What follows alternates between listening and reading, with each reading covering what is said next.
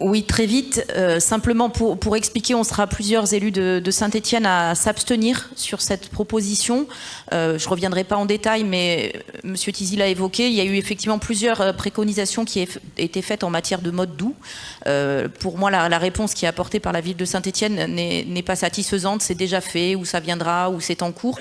Et je pense qu'effectivement, au regard de la présentation que vous nous avez faite, M. Tizy, lundi en conseil municipal de Saint-Étienne, et je vous en remercie, elle était très complète.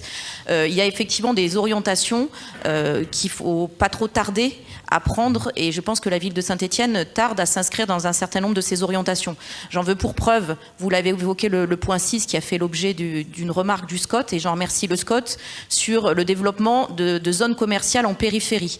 Donc là, le SCOT évite effectivement 37 000 m² de zones qui devenaient constructibles pour des commerces, et notamment pour de la logistique. Ça aussi, c'est un point qu'on a évoqué lundi en conseil municipal, et on est en train vraiment de souffrir au niveau du commerce de centre-ville. Saint-Étienne, on a encore une fermeture en place du Peuple qui vient d'être annoncée, donc on ne peut plus se permettre effectivement de se laisser développer des commerces en périphérie qui aspirent la clientèle et lui évitent de venir en centre-ville.